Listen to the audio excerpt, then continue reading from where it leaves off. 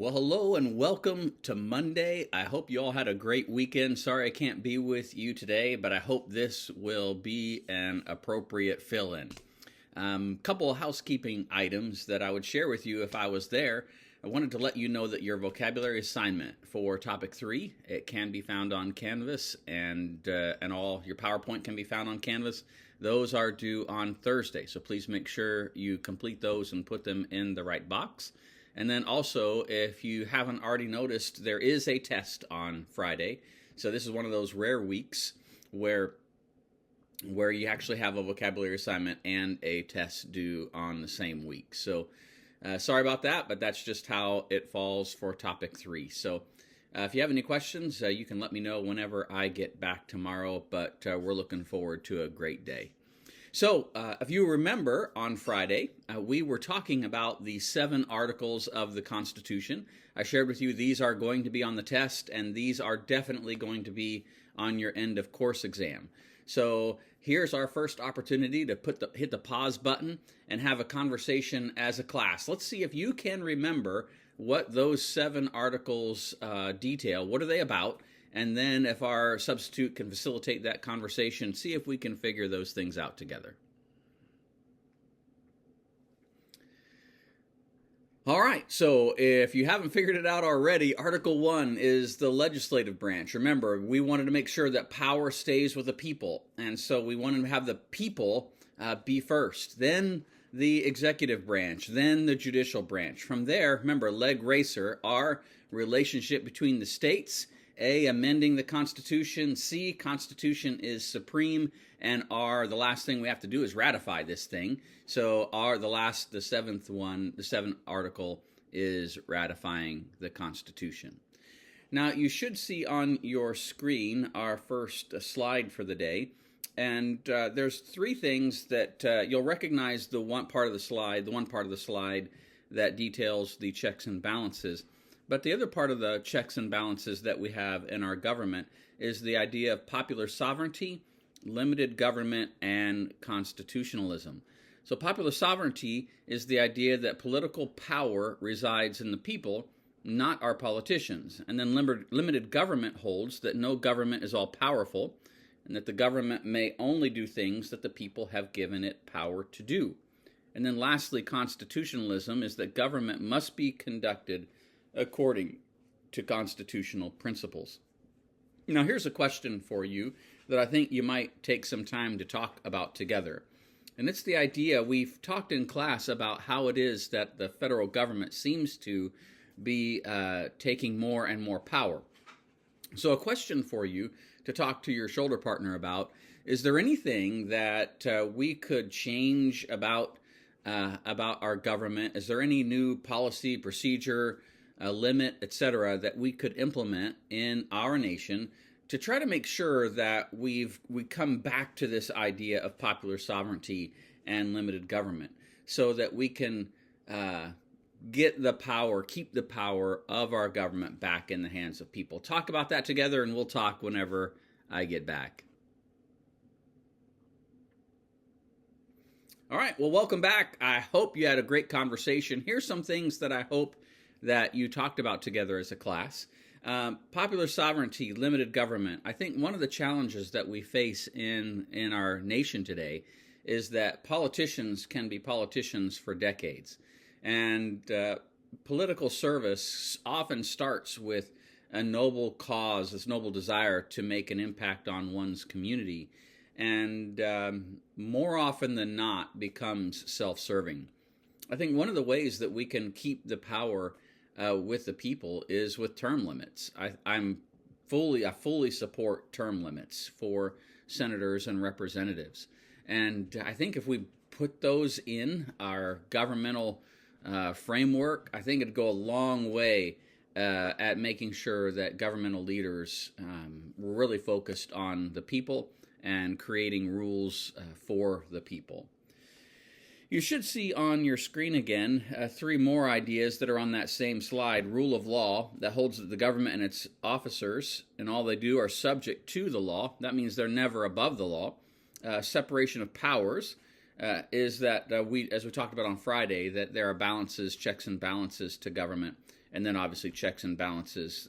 None of them are entirely separate from each other, nor are they allowed to get involved in what the other is constitutionally responsible to do.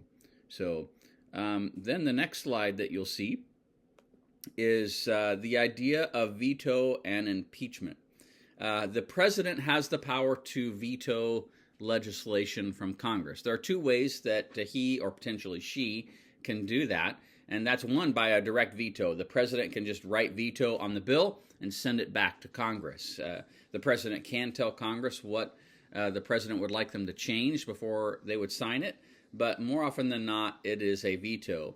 Now, as we've talked about, the legislature can override that veto, but it's been a long time since that's happened.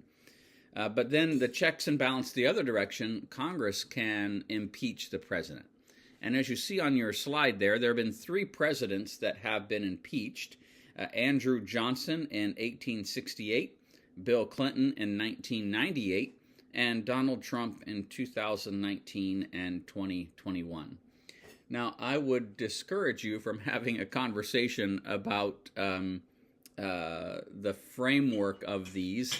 If you want to do that when I get back, we can do that. But I don't want to subject your substitute to a conversation about why some of these individuals were impeached. But what is critical for you to know is that the House of Representatives are the ones that vote to impeach. And so even though these individuals can be impeached more in our lifetime, and Bill Clinton and Donald Trump, those were not removed from office. And the reason for that is the Senate is who holds a trial, if you will, to determine whether or not the impeachment from the House of Representatives rises to a place that justifies the president being removed from office. And in all 3 of those cases, the Senate decided that they were not going to remove the president from office. So that just was what it was. Now, here's a question for you to talk about together, and I don't know that this will take a huge amount of time, but if the president is impeached, should the president by default be removed from office, or do you support the plan that we currently have constitutionally, where the House impeaches and the Senate votes to remove from office? Talk about that. Hit the pause button again. I look forward to hearing what you have to say.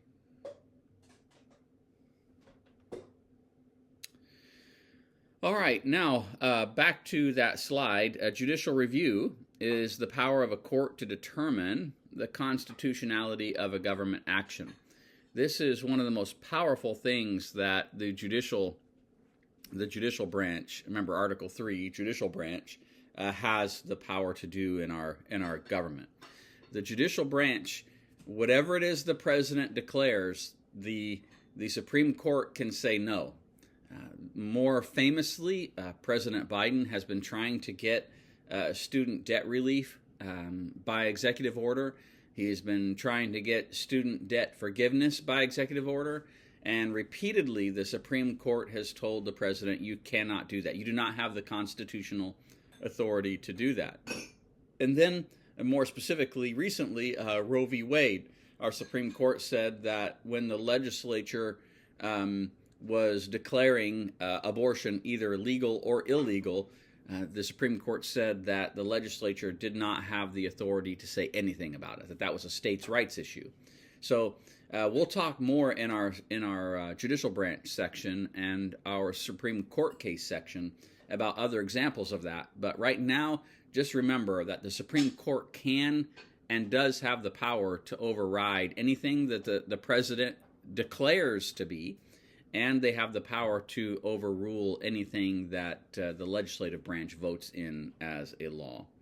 So lastly, federalism is the idea that there's a division of power among the central government, and it's divided between the nation and the states.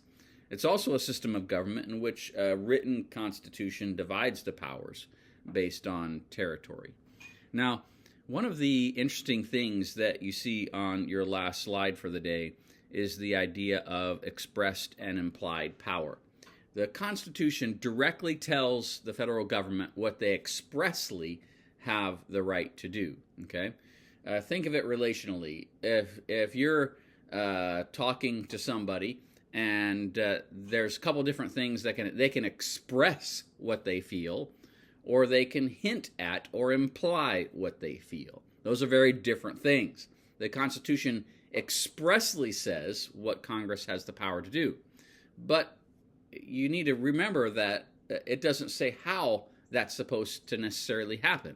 So on your slide, you see that the expressed powers of Congress it's not an exhaustive list, but some of the things that it says is they have the expressed power to raise an army and to collect taxes or raise revenue. So we have a way in which we do that as a nation. We have a way in which we raise an army, and we have a way in which we collect taxes. Then lastly, you see on your slide that there's a way that we regulate commerce. Now here's probably a difficult question, but I think it'll spur some good conversation in class. And it's the question, what other possible ways are there, other than what you see on the screen, and how it is that we raise an army, collect taxes, or regulate commerce? Are there other creative ways that our governmental leaders could exercise the expressed power instead of the way that they have chosen to do so? Hit that pause button and talk together, and let's see what you come up with. Welcome back. Here's a couple ideas about raising an army. If you're not aware of this, Israel requires every single person to join the military for a specific period of time. So if you were born in Israel and were a citizen of Israel, and you graduate high school, guess what? You're going into the army, and you're going to serve as a part of the Israeli Defense Force. And every single person does that, with rare exception. There are exceptions, but everybody serves in the military in Israel. It isn't voluntary. It is you are required to serve. So that is a different way for Congress to implement the expressed power. And then secondly, the expressed power of collecting taxes. We don't have to have an Internal Revenue Service. We do not have to have an April 15th deadline to get our tax returns done. That is what Congress implies.